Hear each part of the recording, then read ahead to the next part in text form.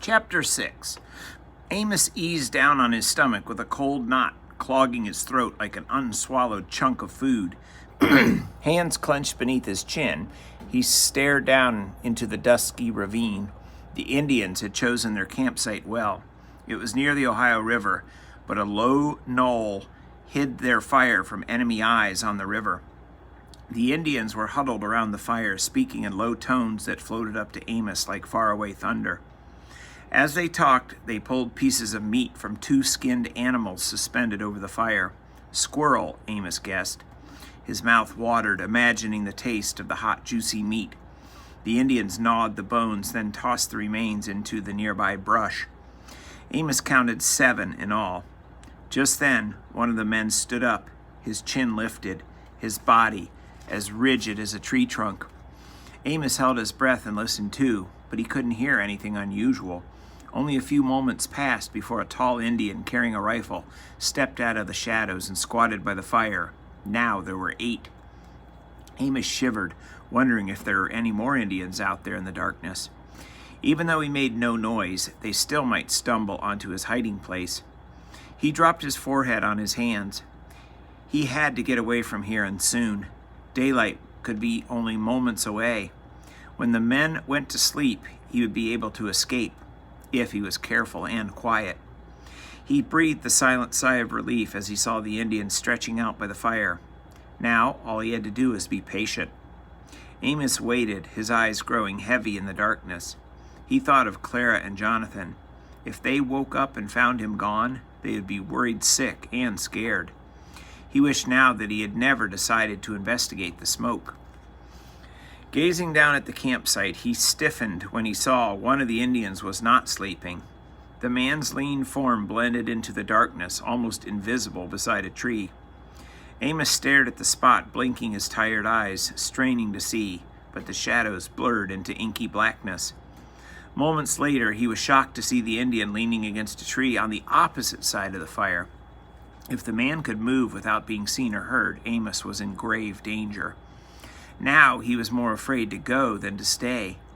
Any movement he made was sure to be heard by the stealthy sentinel below.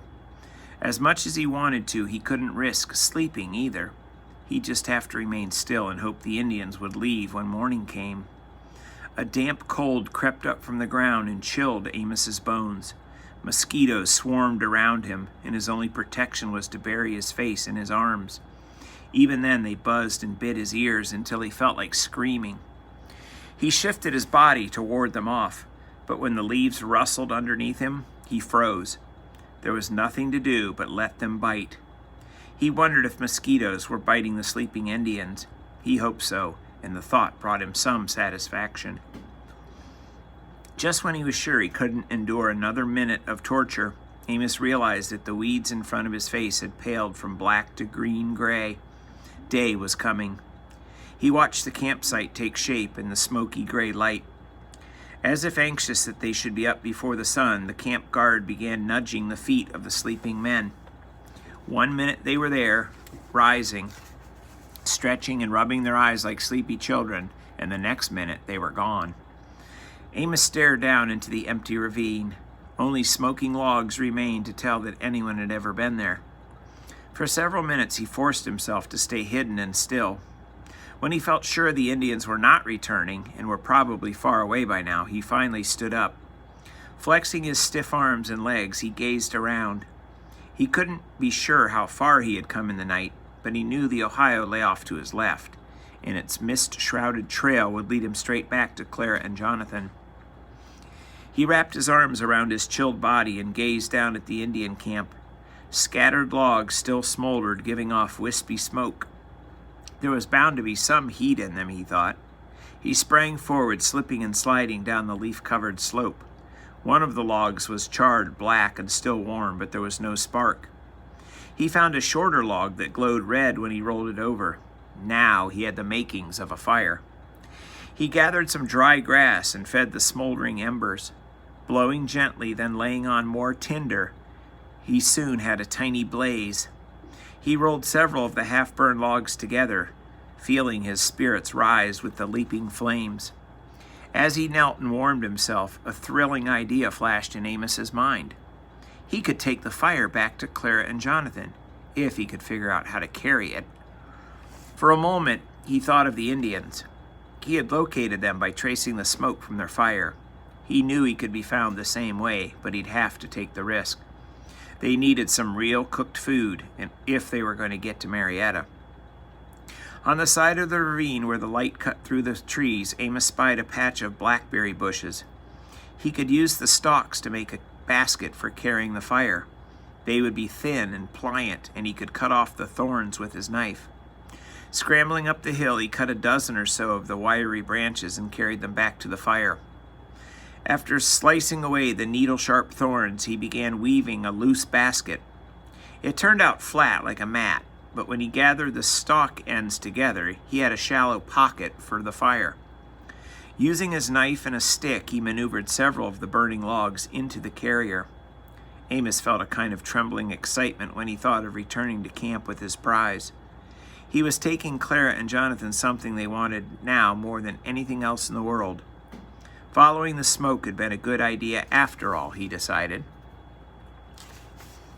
As he got up to leave, he noticed smoke curling out of the fire basket. The blackberry stalks were smoldering and would soon burn through unless he put something between them and the fire. He dumped the logs out onto the ground. That was it. Soil wouldn't burn, and a little tinder underneath the logs would keep them ablaze until he got back to camp. Amos used his knife to cut out a square of sod. As he laid it in the basket, an odd-looking stick fell out on the ground. But it wasn't a stick.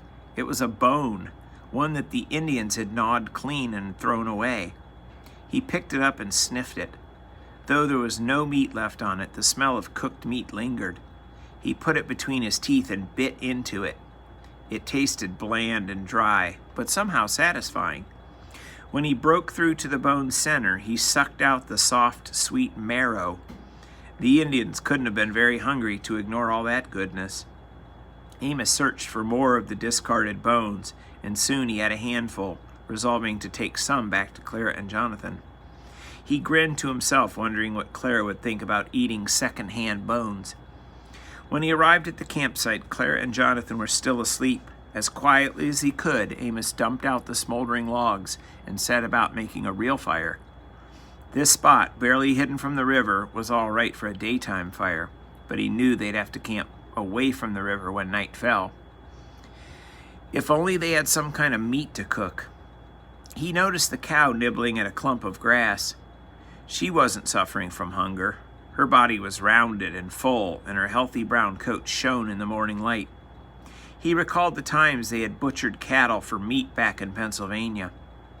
Clara would be mad as a hornet if she guessed what he was thinking, but Amos knew he couldn't harm Queen Anne, even if he was starving. She was like a member of the family. Besides, her milk had gotten them this far. The snapping, crackling blaze woke Clara first. She stared at the fire, balled her fist into her eyes, and then stared again. How did you? Jonathan sat up, then grinned as he scrambled over and held his hands out to the flames. Amos told them of the Indians and his night of hiding. The red welts all over his face and arms were clear proof of what he had endured. Clara gave him little sympathy. It was worth it, she said, jumping to her feet. We've got fire now. The next thing we have to do is find something to cook over it. If only I had a pot. Amos remembered the meatless bones he had collected. I've got something else, he said, emptying his pockets and handing Clara and Jonathan each a bone, then taking one for himself. Where did you get these? Clara asked, holding the bare bone at arm's length.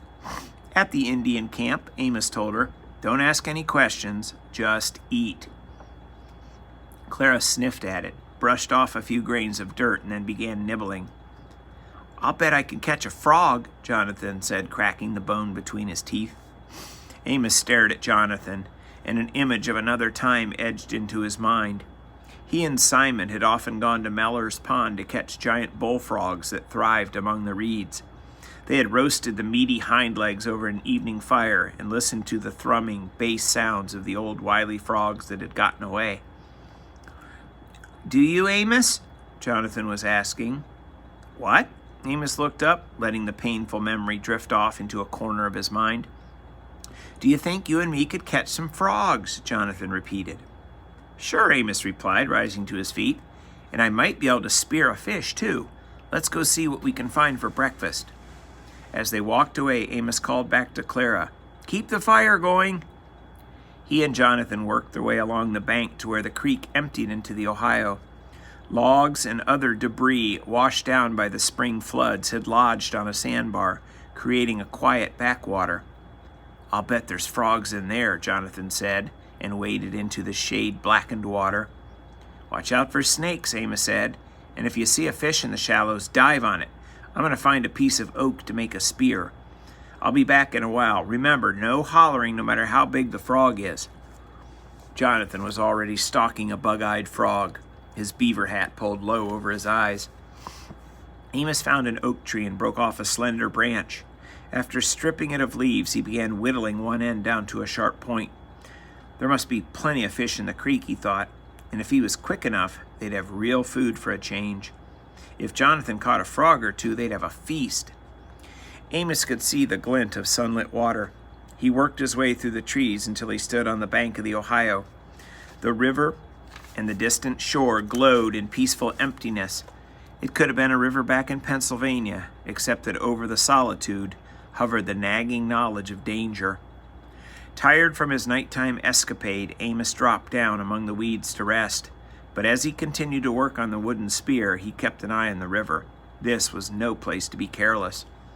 He squinted upstream at a brushy island shimmering in the sun close to the Virginia shore. Lifting a hand to shield his eyes, he studied the open water. Something bobbed on the surface between him and the island.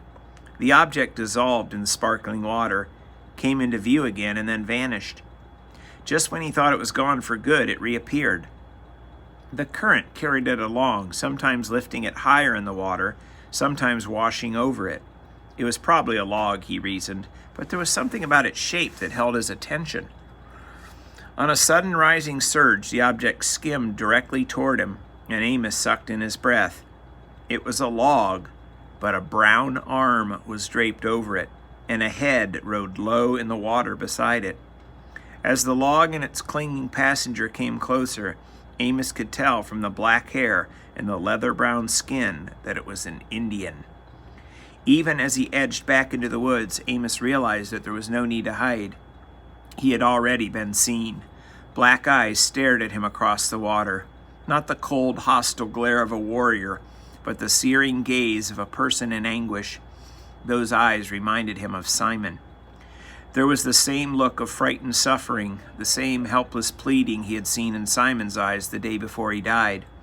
Although Amos understood the silent plea, he didn't know what to do. Just then, the Indian's feet must have touched the bottom because he let go of the log. Still staring at Amos, he tried to stand up.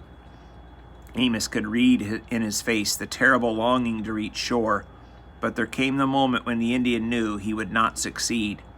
Amos witnessed his silent surrender to the river. Moments later, water closed over his sinking head. Amos stared at the spot, his breath choking him, just as he imagined the Indian must be choking for lack of air. The Indian would pull him down and down into its murky depths until he drowned. The image drove Amos to action.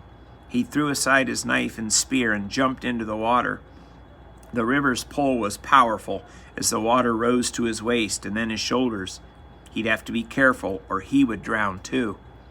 Just in front of him, a brown hand floated to the surface. He grabbed it and turned for shore. The hand felt cold and lifeless, but he clung to it, pulling hard, letting the water carry the load of the body. In the shallow water, he grabbed the Indian under his arms and dragged him up the bank. Amos knelt beside the prone figure, watching for signs of life. At last, the brown shoulders lifted, and the Indian drew in a shuddering breath. Thinking to making his breathing easier, Amos rolled him over onto his back. He was just a boy, maybe a couple of years older than Amos. He wore deerskin leggings and a breechcloth and knee-high moccasins. Around his neck hung a small leather pouch. A hole in the boy's legging caught Amos's eye. Leaning closer, he saw a jagged tear in the boy's thigh, wrinkled and white from the cold water. As bright red blood oozed out and ran down to the ground, Amos rocked back on his heels. There was no mistaking the look of a bullet wound.